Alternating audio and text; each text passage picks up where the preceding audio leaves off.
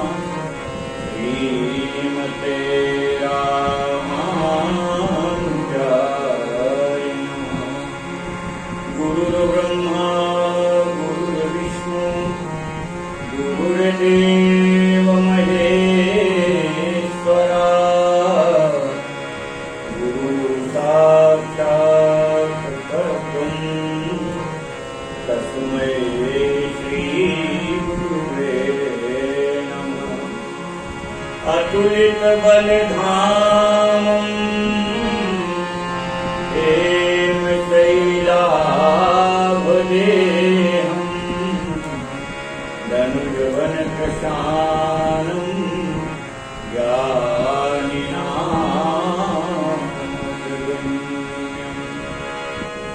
सकल गुण निधान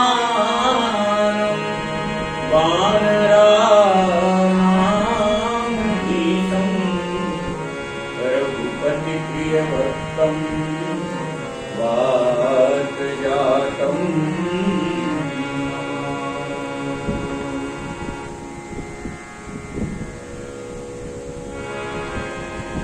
श्री जगदेव नर जोई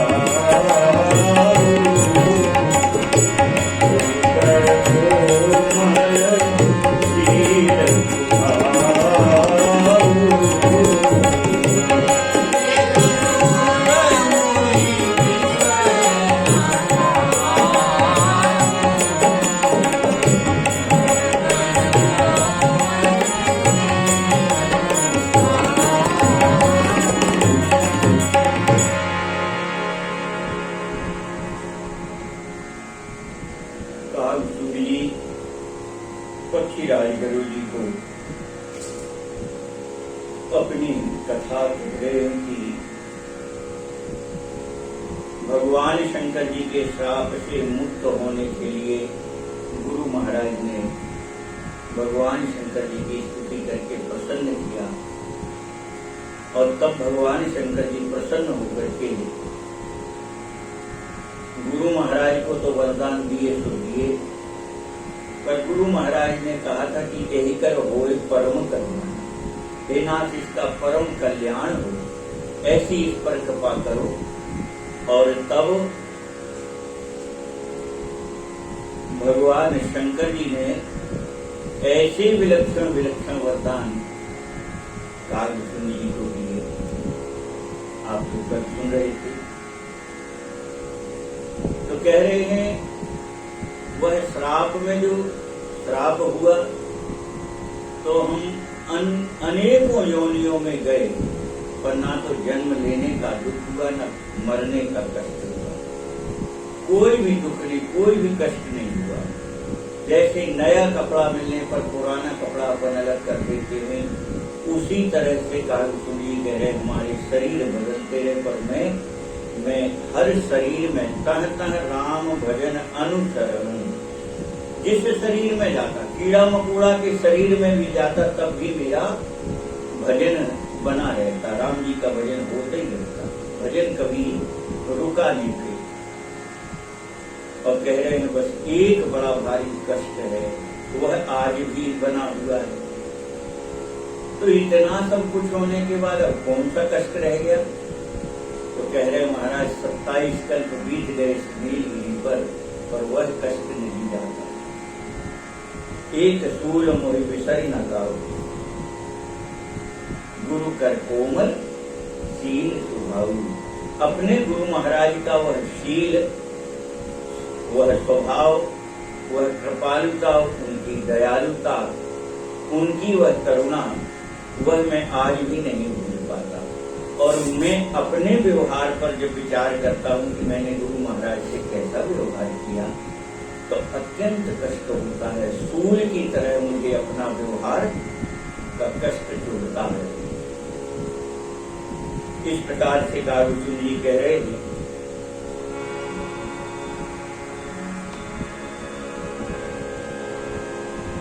क्या रम देह लीजे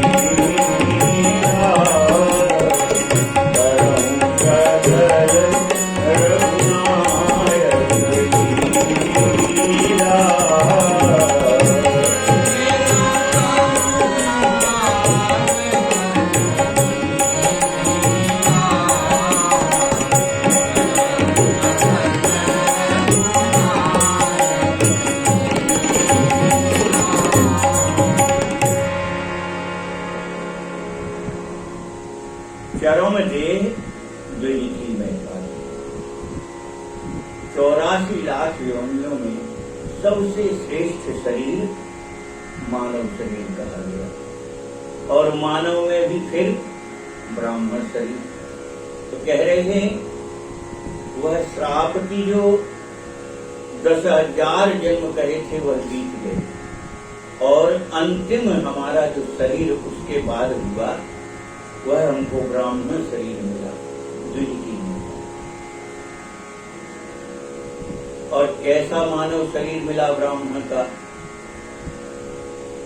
तो बड़े भाग मानुष तन पावा, सुर दुर्लभ सदग्रंथन गावा। वह सुर दुर्लभ, देवताओं को भी दुर्लभ जो मानव शरीर है,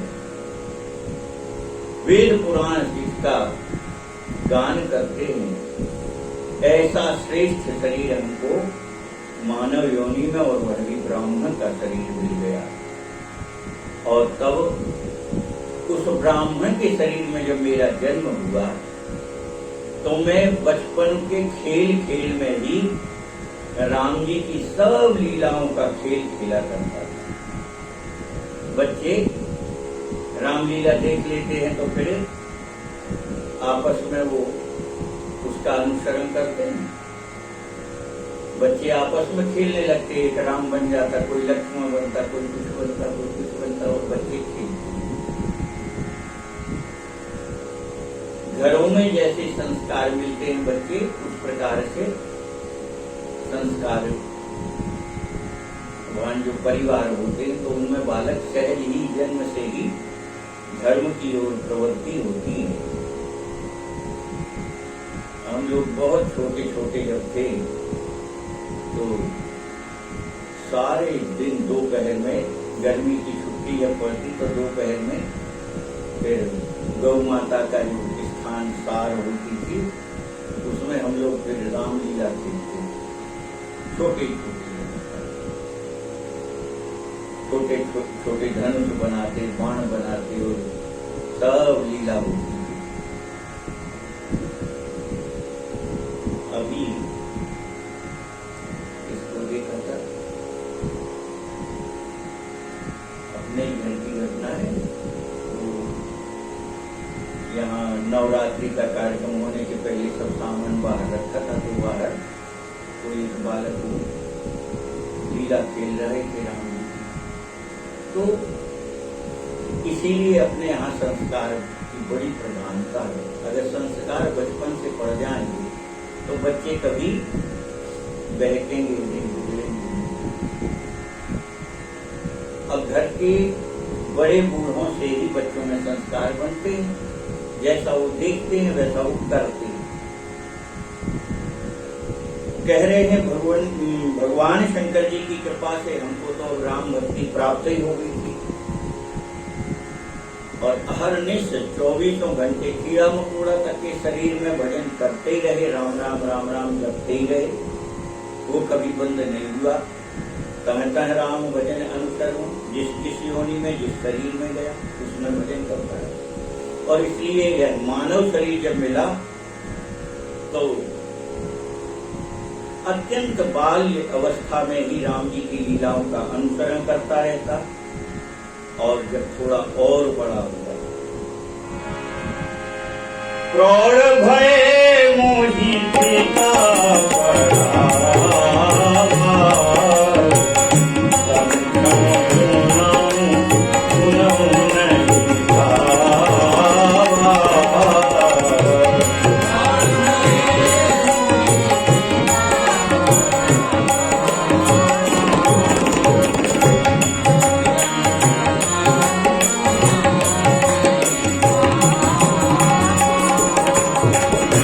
मन ते सकल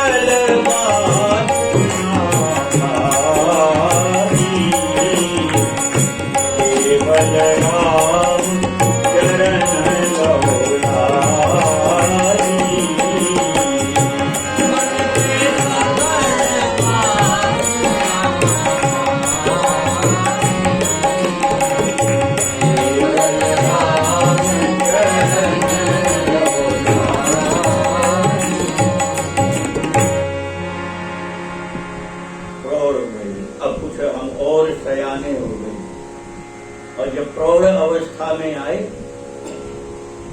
तो मेरे पिताजी महाराज मुझको तरह तरह से समझाते,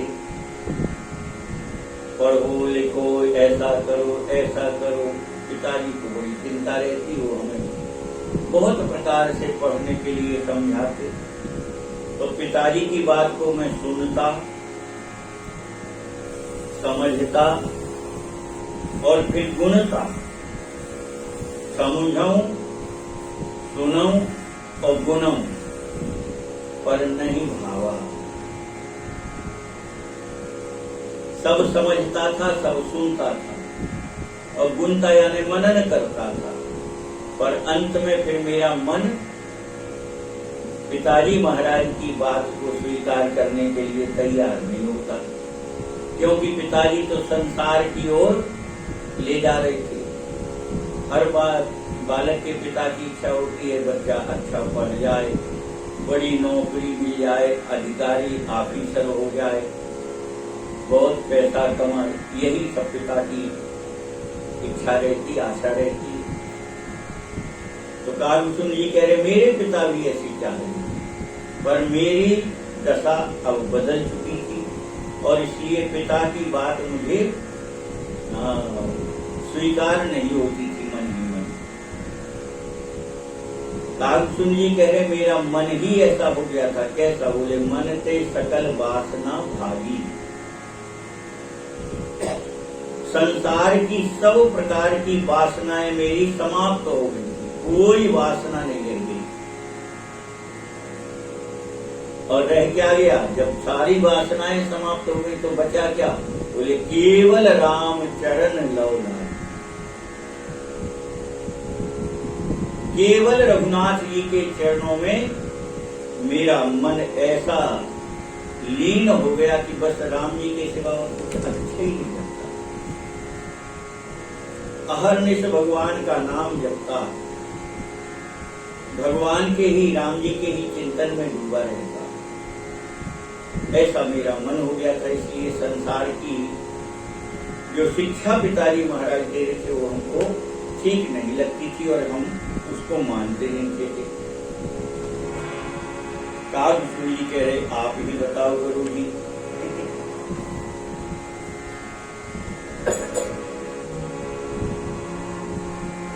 कहु खगेश अति कवन आधारी, हरि देव सुर धेनु चारी।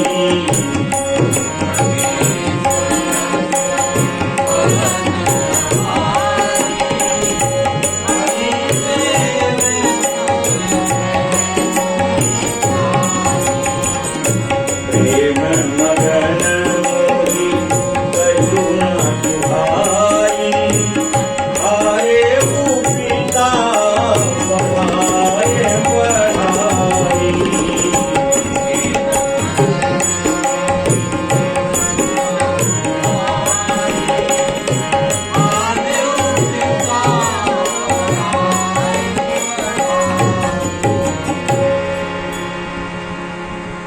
कालभूषण जी कह रहे हैं कहु खगेश अस कवन आवाज। पक्षीराज गरु जी आप ही बताओ, ऐसा कौन अभागी होगा जो गाय को छोड़ करके और गधैया पाल ले। गधी खरी से, खरी आने गधा और खरी आने गधैया। अब दूध की कामना हो तो गाय ना पाल के वो गधैया पाल ले। सुर धेनु त्यागी, ऐसी सुंदर पवित्र गाय को छोड़ करके गधैया पालने के भैया में दूध की आवश्यकता है। तो बताओ गधैया पालने वाला तो अत्यंत अभागी होगा, कितना मूर्ख होगा। तो कालभूषण जी कह रहे पक्षीराज गरु जी ऐसा मेरे मन में आता कि बताओ ऐसा सुंदर राम भजन छोड़ के अब कौन संसार के चक्कर में पड़े। तो प्रेम मगन मोहि कछु न सुहाई, रघुनाथ जी के प्रेम में ऐसा डूबा रहता कि मुझे कुछ अच्छा ही नहीं लगता था संसार में। पहाड़े पिता पढ़ाए पढ़ाई। अब पिताजी महाराज मुझको पढ़ा पढ़ा करके थक गए, हार मान ली। तो ऐसा नहीं कि कोई अज्ञानी रहे उनका, ये ज्ञान के सबके समझते थे, पर पिता के पढ़ाने पर और सही सही ज्ञान नहीं कहते, अज्ञानी बन के उत्तर देते। तो थोड़े समय में थक जाते हैं माता पिता के, अब हम तो बहुत मेहनत कर चुके, वो पढ़ता ही नहीं है। तो इस प्रकार से पढ़ा पढ़ा करके माता पिता थक गए, पर काल सुन ये जान बूझ करके और अपने ज्ञान को प्रकट नहीं करते थे। कह रहे ऐसे ही समय बीतता गया और एक दिन फिर भाई काल बस माता मैं बन गया हूँ भजन जन का।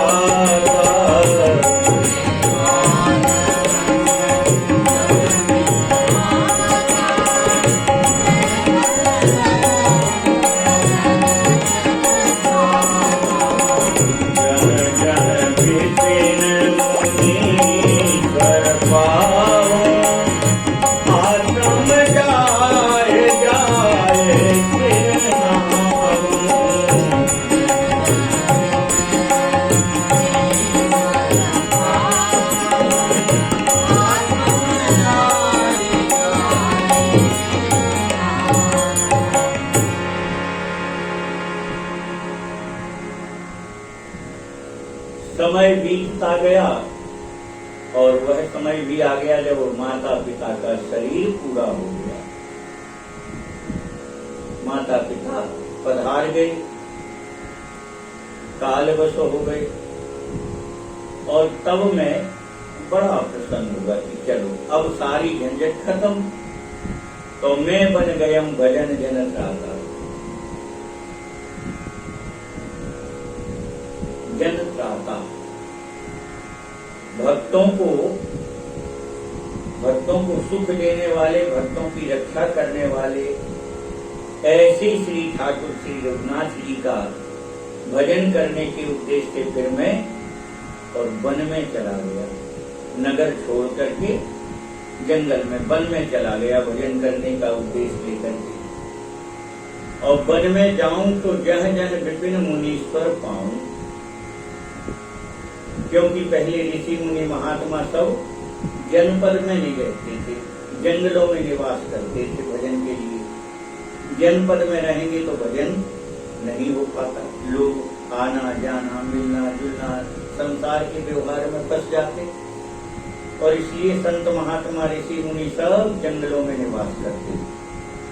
तो यह जब भजन करने जंगल में गए कालसुन जी, तो कह रहे हैं कि उस जंगलों में और मुझे कहीं कोई ऋषि कोई मुनि महात्मा मिल जाते तो मैं उनके पास जाकर के उनके चरणों में प्रणाम करता, उनके आश्रमों में जाकर के उनसे मिलता, उनको प्रणाम करता और फिर उनसे सत्संग की चर्चा करता। पूछते नहीं राम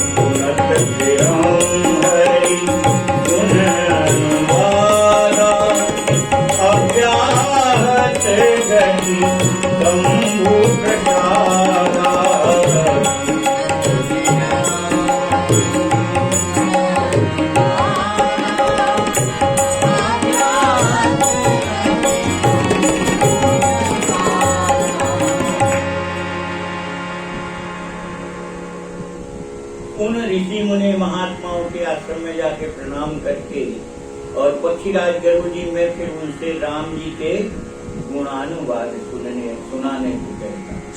आप मुझे रघुनाथ जी की कथा सुनाओ, रघुनाथ जी की लीलाएं सुनाओ। इस प्रकार से मैं उनसे राम कथा पूछता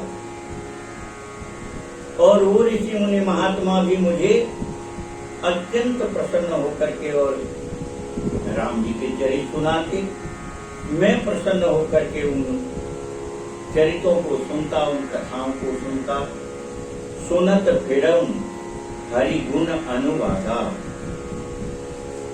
इस प्रकार से श्री रघुनाथ जी के गुणानुवाद सुनते हुए मैं जंगल में ऋषि मुनि महात्माओं के आश्रमों में घूमता फिरता रहता। अब बोले, घूमने फिरने में हमें कोई थकान तो होने का प्रश्न ही नहीं था। क्यों? अव्याहत गति प्रसादा। भगवान शंकर जी की कृपा से अबाध गति मिली थी। कभी कोई मेरी गति को मैं रुकावट लाने वाला कोई था ही नहीं। ऐसी गति भगवान शंकर जी ने दी थी जो कभी रुक ही नहीं सकती, बाधा ही नहीं पड़ सकती इस गति में। कभी ऐसी गति मिली थी, इसलिए जहां मेरा मन होता तब जहां जाना चाहता वहां चला जाता, बिना कोई कष्ट के, बिना कोई संकट के। तो मैं सारी पृथ्वी पर जंगल जंगल, वनों वन, ऋषि मुनि महात्माओं से सत्संग करता रहता। और इस प्रकार से भजन सत्संग के प्रभाव से, भगवान शंकर जी के आशीर्वाद से मेरी स्थिति क्या हो गई? तो कह रहे हैं कागुसुम जी, छूटी त्रिविध कीर्तना गाही,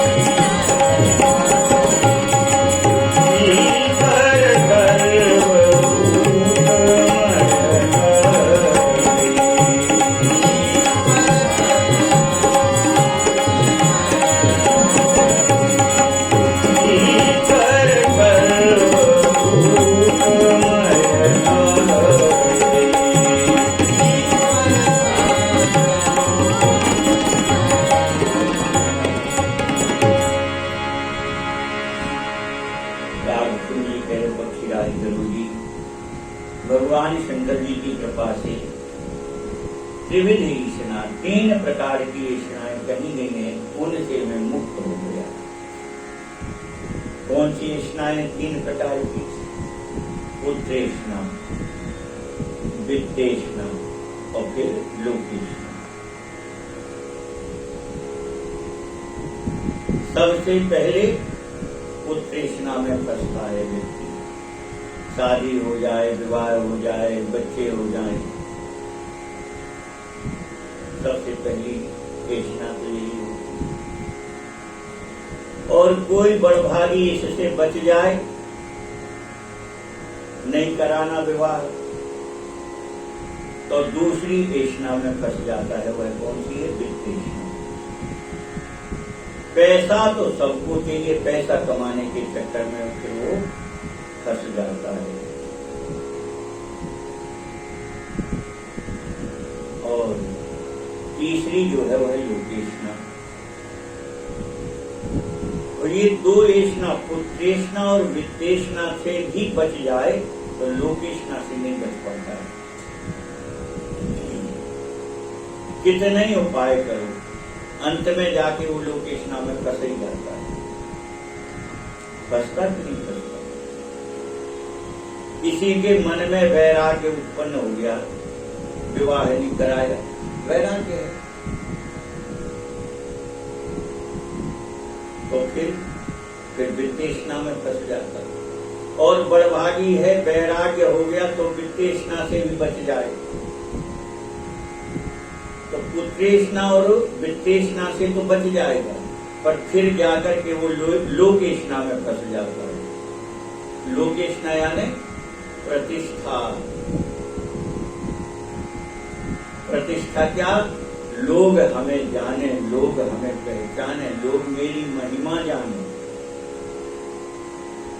और ये लोकेषणा में फंस जाता है। अपन देखते हैं बड़े बड़े लोग घर छोड़ करके भजन करने के नाम पर निकल जाते हैं, विवाह भी नहीं करते। नहीं, हम तो भजन करेंगे, विवाह करके कौन फंसे माया में। ऐसा ज्ञान हो जाता है और फिर वो भजन करने के उद्देश्य से विवाह न करके निकल जाते हैं। तो फिर धीरे धीरे अपन देखते कि वो जहां भजन करने जाते वहीं उनकी गृहस्थी इकट्ठी होने लगती। अब क्या करें भैया, सोने के लिए थोड़ा सा बीच में कंकर पत्थर करते हैं तो थोड़ा कुछ तो चाहिए, गद्दा वगैरह। फिर गर्मी, अरे बहुत गर्मी है, एक पंखा तो चाहिए। इस प्रकार धीरे धीरे वह जो घर परिवार सारे सुख वैभव छोड़ के भागता है और फिर उसी में लिप्त होने लगता है। और धीरे धीरे फिर उन्होंने कहा कि अब ये बरसात में कुटिया में पानी आ जाता है, गीला हो जाता, सब सोने को जगह नहीं बचती, तो पक्का बनवा लो। पक्का बन गया तो भक्त लोग आने लगे। उन्होंने कहा क्या करें, भक्त लोग आते हैं, जगह नहीं है, तो 2-4 कमरे और बनवा लो। और धीरे धीरे कुछ समय में पता लगा कि ये गृहस्थी छोड़ के आए थे, उससे बड़ी गृहस्थी बाबा जी ने बना ली। तो पुत्रेषणा से बच के आए थे, पर वित्तेषणा में फिर फंस गए। और उससे भी अगर बच जाएं कि नहीं हम तो ऐसे ही रहेंगे, हमें कुटिया भी नहीं बनाना, चाहे जहां मांग के खा लेंगे, जहां चाहे छाया मिल जाएगी वहीं पेड़ की छाया में सो करके भजन करेंगे, तो फिर लोकेषणा उसको जकड़ ही लेती है। फिर लोकेषणा कैसे जकड़ती है? मैं पैसा नहीं छूटता, मैं किसी से कभी कुछ मांगता नहीं हूँ, मैं तो झाड़ पेड़ के नीचे रहता हूँ, मैंने कुटिया भी नहीं बनाई। अब बस ये धीरे धीरे ये बातें जहाँ भीतर बैठी चिंतन में, तो वो अहंकार बन जाता है। और यह जो त्याग का अहंकार बना वही ले जुड़ता है। तो लोकेषणा जो है वह बड़े बड़े साधक गण को भी लपेट करके पटक देती है। लोकेषणा से बचना बड़ा कठिन होता है। पर काव्यशून्य जी कह रहे हम तो भगवान शंकर जी के कृपा आशीर्वाद से इन तीनों ऐष्णाओं से बच गए। मनते सकल वासना भागी, और यहाँ कह रहे हैं छूटी त्रिविध ईशना माही, छूटी त्रिविध ईशना गाढ़ी। ये प्रबल जो ऐष्णाएं हैं, अत्यंत प्रबल हैं ये तीनों वासनाएं, इनसे बचना बहुत कठिन है। एक से बचते हो तो दूसरी, दूसरी से बचते हो तो तीसरी, पर इनमें कहीं ना कहीं लिप्त हो ही जाता है। बस वही है, जे राखे रघुवीर ते उबरे ते ही कहा जाता है। इन ऐष्णाओं से तो वही बच सकता है जिसे रघुनाथ जी बचाना चाहे। कोई अपने पुरुषार्थ से बचना चाहे तो संभव नहीं है। कैसे बचेगा? तो भगवत कृपा से ही बचेगा। इन्हें शंकर जी का आशीर्वाद भी प्राप्त था और रघुनाथ जी की भक्ति भी प्राप्त थी, इसलिए तीनों ऐष्णाओं से यह बच गए। पर बोले एक लालसा और अति बाणी, पर हृदय में एक लालसा अत्यंत बढ़ गई। देखो, शब्दों का अपना अपना महत्व है। अर्थ में एक ही अर्थ निकलता है, परंतु शब्द के अर्थ में भी भाव छुपा रहता है। कामना कहते थे तो गड़बड़ हो जाता है। और लालसा और कामना में बहुत अंतर है। कार्य रूप की परिणति तो एक ही है। भाई हमको कुछ पाने की कामना है, ऐसी कामना है कि हमको ये मिल जाता, वो मिल जाता, ये कामना है। और लालसा भी यही है कि हमें वो मिल जाए। तो दोनों शब्दों का क्रियात्मक स्वरूप तो एक ही होगा। कुछ पाने की बात कही गई दोनों में, पर दोनों में अंतर है। जहां कामना लिखा जाएगा उसका तात्पर्य है संसार से संबंधित वस्तु की प्राप्ति। जहां कामना कहा जाएगा उसका तात्पर्य क्या है? संसारी संबंधित वस्तु की प्राप्ति चाहत। और जहां लालसा लिखा जाएगा वहां तात्पर्य परमात्मा से संबंधित कुछ चाहत। इसलिए महाराज मनु के चरित्र में भी गोस्वामी महाराज लिखते हैं, एक लालसा बड़ी उर्माही, सुगम अगम कही जात सो नाही। कामना नहीं लिखा, वहां भी लालसा लिख रहे हैं। एक लालसा प्रकट हो गई थी नहीं, वहां आया है कि महाराज मनु कहते हैं आपके दर्शन करके हम पूर्ण काम हो गए। आपके दर्शन पा करके पूर्ण काम हो गया, कोई कामना नहीं है। और दूसरे ही क्षण कहते हैं कामना तो नहीं है पर एक लालसा। कामनाएं तो पूरी होगी पर एक लालसा हृदय में प्रकट होगी। एक लालसा बड़ी उर्माही। महाराज कामनाएं तो संपूर्ण पूर्ण है हमारी, कोई कामना नहीं रही, पर हृदय में एक लालसा उठी। क्या लालसा हो गई? बोले सुगम अगम कही जात। आपको देने में सुगम है पर मुझे कहने में बड़ी कठिन है। और भगवान के बार बार कहने पर अंत में महाराज मनु कहते हैं चाहो तुम समान सुख। ये लालसा है, कामना नहीं, ये लालसा है। और यहां भी वही बात कह रहे हैं काव्यसुंद जी, कह रहे तीनों प्रकार की येष्णा से तो मैं मुक्त हो गया, ना पुत्रेष्णा, ना वित्तेष्णा और ना लोकेष्णा, तीनों से मुक्त हो गया। पर एक लालसा मेरे हृदय में बढ़ने लगी और इतनी अत्यधिक बढ़ गई कि अब मुझसे रहा नहीं जाता। कौन सी लालसा बढ़ गई? तो राम चरण बारी जब देखो। एक ही लालसा रह गई थी कि अब रघुनाथ जी के चरण कमलों के दर्शन करूंगा, तभी मेरा जन्म सफल माना जाएगा। तब निज जन्म सफल करी देखो। मैं अपना जन्म सफल धन्य धन्य तभी समझूंगा जब रघुनाथ जी के चरणों के मुझे दर्शन प्राप्त हो जाए, तब जन्म सफल है। और दर्शन नहीं मिले तो अभी मेरा जन्म पूर्ण सफल नहीं हुआ। ऐसा काव्यसुंद जी कह रहे मेरे मन में यह लालसा हो गई कि अब तुम चरणों के दर्शन कीजिए जैसे मैंने। इस प्रकार से और कह रहे कि यह जो हृदय में लालसा बढ़ गई तो फिर दशा क्या हुई? बोले यही पूछो सोई मुनियत कही, ईश्वर सर्वभूतमय हरि।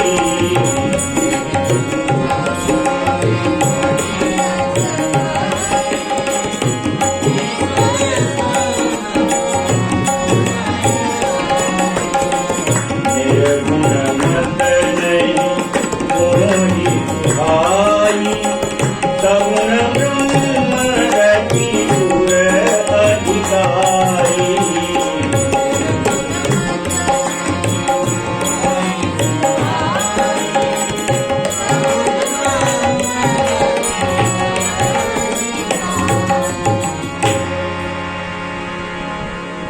मैं वनों वन भटकते भटकते सब ऋषि मुनि महात्माओं के पास जाता, और जब मैं उनसे पूछता, रघुनाथ जी के चरणों के दर्शन की बात करता, तो सभी ऋषि मुनि महात्मा एक ही उत्तर देते, क्या? बोले ईश्वर तो सर्वव्यापक है, सब में कण कण में समाया है। इस प्रकार से उत्तर देते। और यह जो मत है यह निर्गुण मत है, ये सगुण मत तो है नहीं।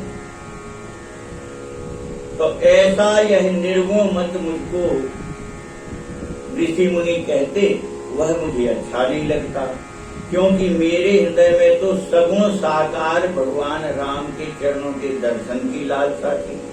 सगुण ब्रह्म रति उर अधिकारी, हृदय में लालसा बढ़ गई थी, एक लालसा उर अति बाढ़ी, बहुत बढ़ गई थी लालसा। क्या? बोले रघुनाथ जी के चरणों के दर्शन। तो दर्शन करना चरणों के यानी सगुण स्वरूप की लालसा थी। तो मेरी तो सगुण ब्रह्म में प्रेम था, और ऋषि मुनि महात्मा हमको निर्गुण निराकार ब्रह्म की कह करके और बार बार हमारी बात को सुनते ही नहीं, मानते ही नहीं। इस प्रकार से और मैं वनों वन भटकता फिरा। गुरु के वचन सुरति करी, राम चरण मन लाग। रघुपति जस गावत फिरऊं, छन छन नव अनुराग। लाडली लाल की जय। मैं अपने गुरु महाराज की वाणी का स्मरण करता हूं। अब उस समय गुरु महाराज की बात में क्रोध आता था और बैर बढ़ता था, द्रोह करता था मैं गुरु महाराज। पर अब जब गुरु महाराज की वह वाणी का स्मरण करता हूं, जब गुरु महाराज कहा करते थे कि बेटा, भगवान शंकर जी भी राम जी का भजन करते, इसलिए राम जी का भजन करना चाहिए, राम जी से बैर नहीं रखना चाहिए, राम जी से द्रोह नहीं रखना चाहिए। भगवान शंकर भी राम जी का भजन करते हैं। जब ऐसा गुरु जी कहते तो भीतर भीतर और क्रोध से हृदय धड़कने लगता मेरा। ऊपर से तो मैं कुछ नहीं कहता, पर भीतर ही भीतर मैं बहुत क्रोधित हो जाता था। पर आज गुरु महाराज की वह वाणी, जब भगवान शंकर जी ने राम भक्ति का वरदान दे दिया, तो आज उस वाणी को स्मरण कर करके और मेरा मन रघुनाथ जी के चरणों की दर्शन की लालसा में व्याकुल हो गया। कब दर्शन हो, इतना व्याकुल हो गया। और इसलिए मैं रघुपति जस गावत फिरऊं, छन छन नव अंगार। क्षण क्षण में रघुनाथ जी के प्रति और नया नया प्रेम बढ़ते ही जाता है। स्थिर नहीं है प्रेम, न घट रहा है न स्थिर है। फिर हो क्या रहा? बोले नया नया प्रेम हर क्षण बढ़ता है। क्षण क्षण नव अंगार। भरत लाल जी जिस वरदान को मांग रहे हैं, वही बात यहाँ इनके जीवन में प्रकट में दिखाई दे रही है। सीताराम चरण रति मोरे, अनुदिन बढ़े अनुग्रह तोड़े। प्रयागराज से भरत लाल जी ने मांगा है, आप आशीर्वाद देना चाहते हैं तो यही आशीर्वाद हो। क्या? बोले राम जानकी जी के चरणों में दिन प्रतिदिन मेरा प्रेम बढ़ता ही जाए, अनुदिन बढ़े। आपकी कृपा से राम जी जानकी जी के चरणों में मेरा प्रेम रोज रोज नित्य नित्य बढ़ेगा। अकाल सुन जी तो कह रहे मेरा तो क्षण क्षण राम प्रेम बढ़ रहा था, नए नए प्रेम की प्राप्ति होती जा रही थी, बढ़ते ही जा रहा था। और इसलिए आनंद मगन होकर के मैं रघुनाथ जी के यश कीर्ति को गाता फिरता रहता था। इस प्रकार से और एक बार अव्याहत गति तो थी, जहां मन करता वहां चला जाता। तो ऐसे ही जंगल वनों वन घूमते घूमते एक बार मैं कहाँ पहुंचा? कह रहे हैं मेरु शिखर वट छाया मुनि लोमस आसीन देखी चरण सिर नायऊं वचन कहूं अति दीन लाली लाल की जय। उड़ते उड़ते और एक बार हम सुमेरु पर्वत पर पहुंच गए। सुमेरु पर्वत के विशाल शिखर पर और जाकर के देखा तो एक विशाल वट वृक्ष की छाया में महामुनि लोमस जी विराजमान थे। मुनि लोमस आसीन, उस वट वृक्ष की छाया में लोमस ऋषि विराज रहे थे। मैंने जाकर के जैसे ही दर्शन किया तो अत्यंत प्रेम से मैंने जाकर के उनके चरणों में प्रणाम किया और प्रणाम करके अत्यंत दीन होकर के मैंने हाथ जोड़ करके उन लोमस ऋषि से कहा,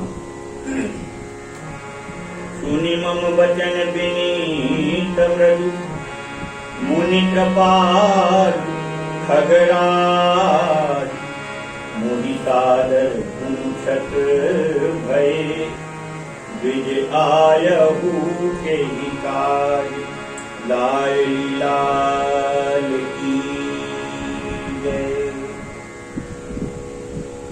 सत्संग किन्हीं संतों के पास बैठ करके सत्संग करने का मन हो तो पद्धति क्या है?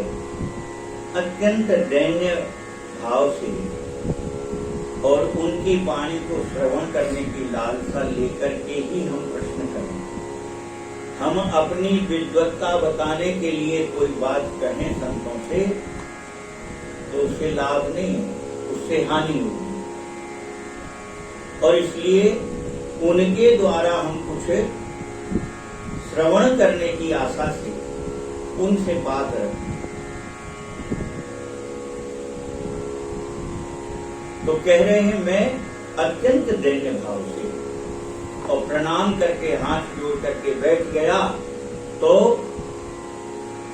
सुनि मम वचन विनीत मृदु, मेरी विनम्रता भरी वाणी को सुन करके और वह कृपालु लोमस ऋषि मुझसे कहे, मुनि कृपालु खगराज पक्षीराज गरुड़ जी अत्यंत कृपालु थे लोमस ऋषि और इसलिए उन्होंने मुझसे पूछा। वह तो ऋषि ही है और इसलिए वह तो सब जाने। तो उन्होंने भी और उपेक्षा नहीं की मेरी, नहीं अति मोहि सादर पूछत गए। ब्राह्मण शरीर था मेरा और इसलिए उन लोमस ऋषि ने आदर सहित मुझसे पूछा कि ब्राह्मण देवता आप कहें, आपके आने का कोई प्रयोजन हो तो आप कहें, यहाँ आने का कोई कारण लेकर के आए हो तो आप कहिए, मैं आपको क्या करूं, सेवा क्या दे सकता हूं, क्या सेवा करूं, आप किस कामना को लेके आए। जब उन्होंने ऐसा कहा तो कागभूषण जी कह रहे कि पक्षीराज गरुड़ जी मैंने भी हाथ जोड़ करके कहा, तब मैं कहा कृपा निधि तुम सर्वज्ञ सुजान, सगुण ब्रह्म अवराधन मोहि कहु भगवान लाडली लाल की जय। मैंने भी चरणों में प्रणाम करके और हाथ जोड़ करके कहा कि हे नाथ आप तो सर्वज्ञ हो, आप तो सुजान शिरोमणि हैं, ज्ञानी हैं और सर्वज्ञ हैं आप, तो आप तो सभी जानते हैं। फिर भी आप क्योंकि हमसे पूछ रहे हैं तो हमको आपकी बात का उत्तर देना पड़ेगा। और इसलिए कागभूषण जी कहते हैं कि उनके पूछने के कारण हमको कहना पड़ा। क्या कहे? बोले सगुण ब्रह्म अवराधन मोहि कहु भगवान। वह सगुण साकार परमात्मा को पाने की कौन सी विधि है कौन सा उपाय है जो सगुण साकार परमात्मा के दर्शन कर सकूं? तो आप हमें सगुण साकार परमात्मा की प्राप्ति का उपाय बताइए, विधि बताइए कि कैसे हमको सगुण साकार ब्रह्म के दर्शन होंगे। इस प्रकार से मैंने प्रश्न किया।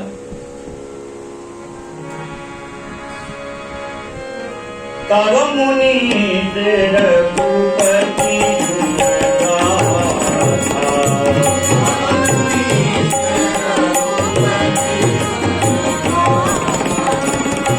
कहे कछुक आदर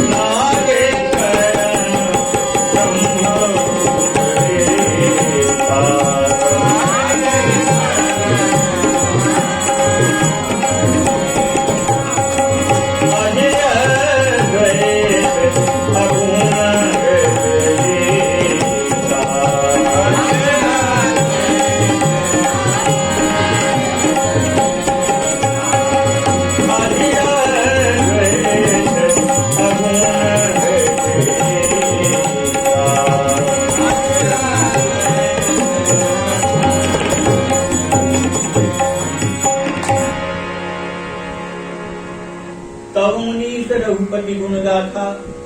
मेरे कहने पर लोमस ऋषि और रघुनाथ जी के लीला कथा गुणानुवादों को कहने लगे, आदर सहित रघुनाथ जी की कथा सुनाने लगे मुझको। कहे कछुक सादर खगनाथा, पक्षीराज गरुड़ी आदर सहित रघुनाथ जी की कथा को लोमस ऋषि हमको सुनाने लगे। पर ब्रह्म ज्ञान रत मुनि विज्ञानी, कथा तो राम जी की सुनाने लगे, परंतु लोमस ऋषि कैसे हैं? निर्गुण निराकार ब्रह्म का आराधन करने वाले हैं, ब्रह्म ज्ञानी हैं, उस ब्रह्म के तत्व को जानने वाले हैं, और इसलिए मुझको भगवान का परम भक्त जान करके, अधिकारी जान करके, अधिकारी कौन है? भक्त ही है, जिसके भीतर भक्ति हो वही रघुनाथ जी के लीला चरित सुनने का सच्चा अधिकारी। तो कह रहे हैं ऐसा राम प्रेमी जान करके, अधिकारी जान करके, और लोमस ऋषि राम जी की कथा मुझे सुनाने लगे। लागे करण ब्रह्मो उपदेशा, पर सगुण साकार राम की तो चर्चा थोड़ी सी ही की, और फिर वह उस निर्गुण निराकार ब्रह्म की महिमा कहने लगे। ब्रह्म का उपदेश क्या करने लगे? बोले वह ब्रह्म अजन्मा है, अज अद्वैत अगुण निर्देशा। वह ब्रह्म कैसा है? तो सगुण साकार का वर्णन करना था राम जी के चरित्र का, पर थोड़े ही 2-5 मिनट राम जी के गुणानुवाद को कह करके और ब्रह्म का निरूपण करने लगे। बोले वह ब्रह्म कैसा है? बोले वो अजन्मा है, उसका जन्म ही नहीं होता। अद्वैत है, यानी एक ब्रह्म ही है, दूसरा कुछ नहीं है, द्वैत नहीं है, नहीं अद्वैत है। और सगुण साकार की आराधना में ब्रह्म को द्वैत माना जाएगा, तब ना होगा।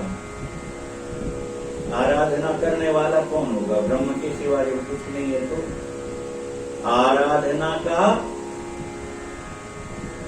करने वाला भी तो ब्रह्म का ही अंश है कि नहीं? तो द्वैत होगा तभी ना, भक्त होगा तभी तो भक्ति करेगा, तो वो द्वैत हो गया। अद्वैत क्या है? बोले एक ब्रह्म के सिवा कुछ नहीं, यानी अहम ब्रह्मास्मि, मैं ही ब्रह्म हूं। हम जीव नहीं है, हम स्वयं ब्रह्म हैं। ये निर्गुण निराकार जो आराधना करने वाले हैं उनको ऐसी धारणा करनी पड़ती है। हमको याद आ जाती है बहुत पहले दादा के साथ हम लोग, अक्सर तो हमें याद नहीं है, रिक्तिया करते थे, तो योग के विलक्षण योगी राज परमहंस की उपाधि उनको मिली हुई है। परमहंस स्वामी श्री सत्यानंद जी महाराज मुंगेर वाले, विलक्षण योग है उनका। उनकी जीवनी पढ़ो, उनके पुस्तकें पढ़ो, उनके उपदेश पढ़ो, तो विलक्षण जीवन है उनका। योग को उन्होंने प्रगट में जी करके दिखाया। तो दादा से उन्होंने जाने क्यों, दादा से एक पहली मुलाकात में हर संत भगवान इतने प्रभावित होते थे कि वाणी से कहते नहीं बनता। इन्हीं से दूसरी मुलाकात की बात नहीं रहती थी, नहीं पहली मुलाकात होती और वो संत भगवान दादा से बहुत प्रभावित हो जाते। पहली बार जाकर के जैसे ही मिले तो जिन स्वामी जी के माध्यम से गए थे वो सतना के थे स्वामी प्रेमानंद जी महाराज, तो वो साथ में थे, वो लेके गए थे। तो दादा से मिलके और स्वामी श्री सत्यानंद जी महाराज ने कहा उनसे, किनसे, हरि प्रेमानंद जी महाराज, बोले स्वामी जी कल से दादा को रोज 1 घंटे लेकर के मेरे पास सत्संग के लिए ले आए और समय निश्चित कर दिया। सुबह 9 बजे से 10 बजे तक 1 घंटे का समय दादाजी के लिए है। उस समय तुम दादा को लेके आए। महाराज बताओ, हजारों विदेशी शिष्य जिनके बड़े बड़े विद्वान और कई हजार शिष्य भारत के, इतनी भीड़ में केवल दादा को अलग से 1 घंटा देते थे, जिसमें बाहर का कोई नहीं रहता था। दादा के साथ हम लोग जो गए थे वो और स्वामी जी सतना वाले और परमहंस जी, बस इतने लोगों के बीच में बात रही थी। तो उन्होंने दादा से कहा कि दादा आज मैं जितना सुखी हूं तो गोस्वामी जी महाराज की वह बात में अपने जीवन में प्रगट अनुभव कर रहा हूं। सुखी ना भयो अबहिती नाई, सकल कर्म कर थके गोस्वामी। बोले यह जो गोस्वामी जी महाराज ने अपना लिखा मैं भी आज अनुभव करता हूं कि सकल कर्म कर थके गोसाई, सुखी न भयो अबहिती नाई। क्यों? तो उन्होंने बताया कि दादाजी मैंने सारी साधनाओं का अनुष्ठान करके खूब बढ़िया से देखा, परंतु कोई साधन में मुझे संतुष्टि नहीं होती। अहम ब्रह्मास्मि, पहले मैंने इसकी धारणा बनाई, पर कुछ दिन के बाद मेरे मन में प्रश्न हुआ कि अरे पंच रचित रति अधम शरीरा, हाड़ मास रक्त से सना हुआ तेरा ये अधम शरीर, तू ब्रह्म कैसे हो सकता?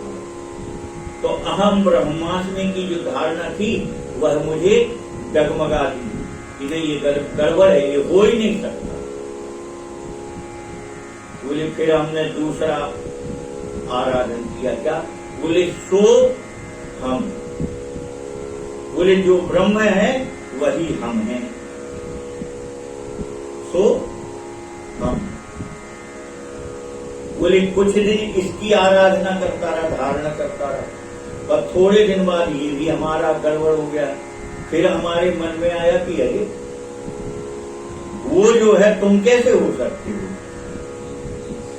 जो वो है वो तुम कैसे हो सकते हो।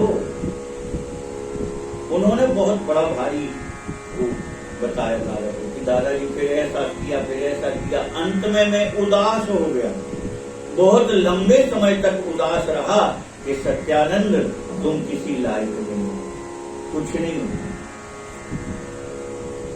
बोले फिर एक दिन बैठे बैठे मन में आया कि अरे सत्यानंद तुम ब्रह्म नहीं हो सकते, तुम ब्रह्म के जैसे नहीं हो सकते, पर दास तो बन सकते हो। सेवक तो बन सकते हो। बोले बस दादा, उस दिन के बाद से और मेरा सब पलट गया। और बड़ी भारी लाइब्रेरी है उनकी, कह रहे थे दुनिया की कोई ग्रंथ ऐसा नहीं है जो मेरी लाइब्रेरी में ना हो। और दादा से उन्होंने कहा कि मैंने पूरी लाइब्रेरी को पढ़ा है, एक भी पुस्तक मुझसे बची नहीं, सब पढ़ा है। और इसके बाद दादा बोले जब से मैंने रामचरितमानस पढ़ा तो ये सारे ग्रंथ पीछे पड़े, इतनी बड़ी लाइब्रेरी दुनिया। बोले ये सारे ग्रंथ हम फीके लगे, किसी ग्रंथ में मन ही नहीं लगा। फिर ऐसा लगा कि जीवन ही व्यर्थ चला गया हमारा।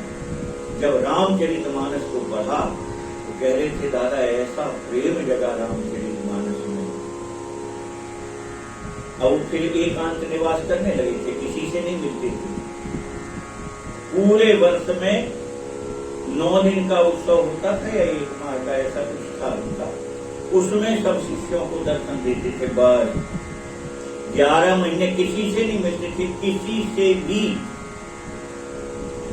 उस आश्रम में एक छोटा दरवाजा था, उसमें उनके अत्यंत कृपा पात्र शिष्य जो अभी वर्तमान में गद्दी पे हैं, स्वामी निरंजनानंद देव जी, वह जाते थे, उनको अपनी आवश्यक वस्तुओं को बताते, वह ला करके खिड़की में से देते। बस 11 महीने वो एकांत में रहे।